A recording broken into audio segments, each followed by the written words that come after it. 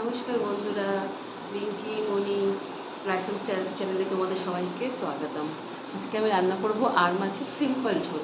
মানে সবাই তো আমরা অনেক রকমভাবে আর মাছ খাই, আমিও খাই, বাট সবসময় তো রিচ খেতে ভালো লাগে না, সিম্পল খাবারও খেতে ভালো লাগে। তাই আজকে বানাবো একদম সিম্পল ঘরোয়া তৈরি সব মতন করে ঝোল। তো চলো তোমাদেরকে দেখাই আর মাছ আর সমস্ত উপকরণ রান্না করব। এখন দেখো কি করে রান্না করছি। কড়াইটা ধরিয়ে দিলাম, বসিয়ে দিয়ে তেল দিয়ে দিলাম গরম হতে।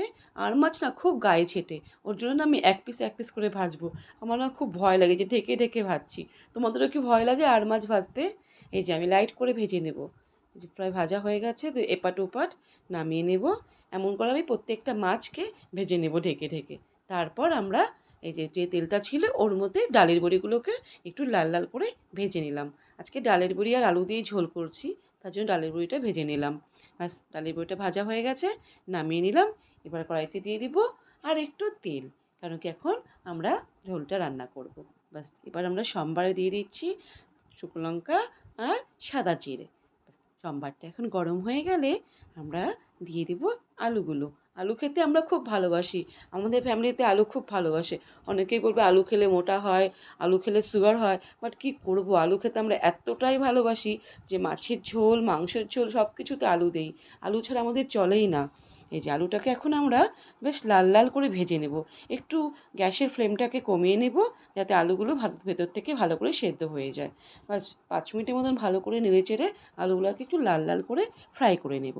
ফ্রাই হয়ে গেছে, এবার টমেটো পিউরি, একটা গোটা টমেটো পিউরি করে রেখেছিলাম, ওটাকে দিয়ে দিলাম। টমেটো কুচি কুচি করে দিলে হয় কী হয়, আজকাল বর্ষাকাল না, টমেটোগুলো সেদ্ধ হতে চায় না, তাকিয়ে থাকে, তাই পিউরি করে দিলে ভালো মতন মিশে যায়। তারপর টমেটোটাকে ভালো করে ফ্রাই করে নেওয়ার পরে আমরা এখানে বাটা মশলা দিচ্ছি, জিরা, আদা আর হচ্ছে লঙ্কা, কাঁচা লঙ্কা। আমি কোনো শুকনো লঙ্কা ইউজ করছি না বা শুকনো লঙ্কার গুঁড়ো ইউজ করছি না।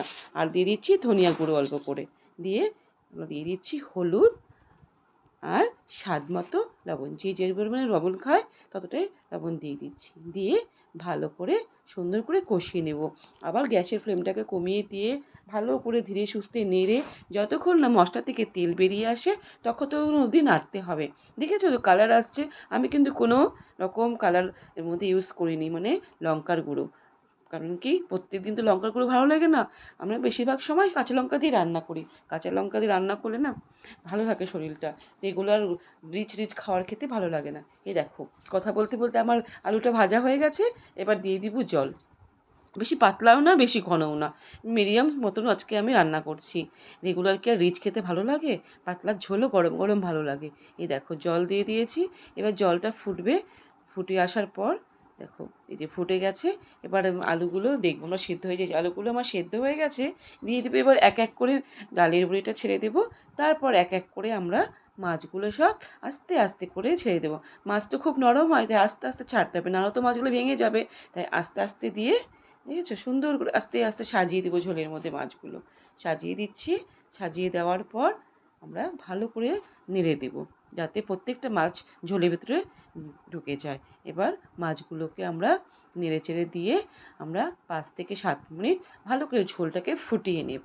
তাহলে কি হবে, প্রত্যেকটা মাছের ভিতরে মশলা ভালো মতন ঢুকে যাবে। দেখেছো কালারটা, দেখেছো কত সুন্দর এসেছে।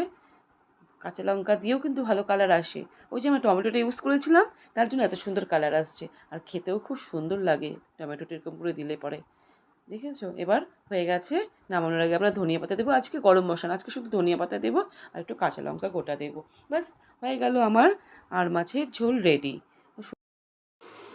এই যে আমার কমপ্লিট আর মাছের সিম্পল ঝোল, ঘরোয়া ঝোল, গরম গরম ভাত আর এই ঝোল। সত্যি দুপুরের খাওয়াটা আজকে জমে যাবে।